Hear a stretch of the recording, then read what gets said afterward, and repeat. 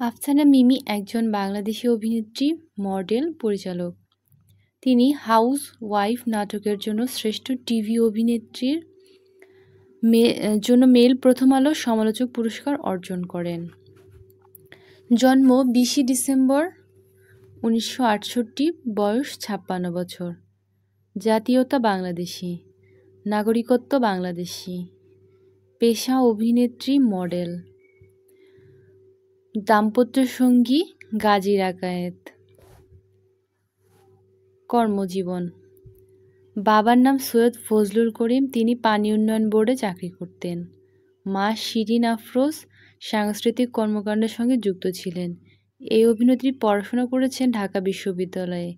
মিমি 1990 সালে বাংলা টেলিভিশনে কোথাও কেউ নেই নাটকে বকুল চরিত্রে অভিনয়ের মাধ্যমে পরিচিতি লাভ করেন। তারপর তিনি বহু টেলিভিশন নাটক এবং কিছু চলচ্চিত্রে অভিনয় করেছেন।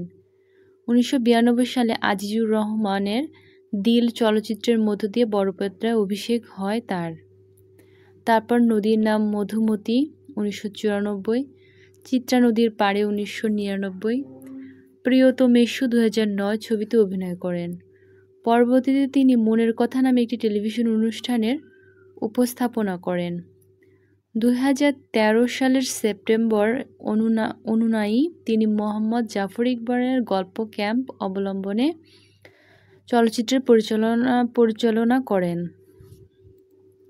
চলচ্চিত্রের তালিকা: চলচ্চিত্র দিল 1992, নদীর নাম মধুমতি 1994, চিত্রা নদীর পাড়ে 1999, প্রিয়তমেষু 2009, পাপ পুণ্য 2022।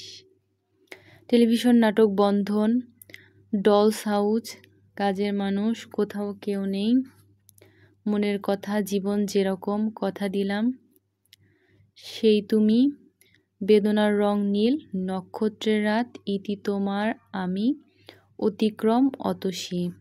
পুরস্কার ও মনোনয়ন: 1999 সালে প্রথম মেরিল প্রথম আলো পুরস্কার, 2000 সালে দ্বিতীয় মেরিল প্রথম আলো পুরস্কার, 2001 তৃতীয় মেরিল প্রথম আলো পুরস্কার, 2002 চতুর্থ মেরিল প্রথম আলো পুরস্কার, 2003 পঞ্চম মেরিল প্রথম আলো পুরস্কার,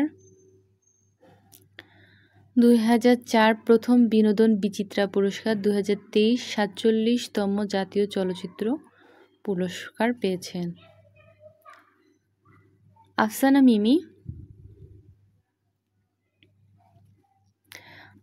মিমি Bangladeshi actress, model and director. She won Bangladeshi National Film Award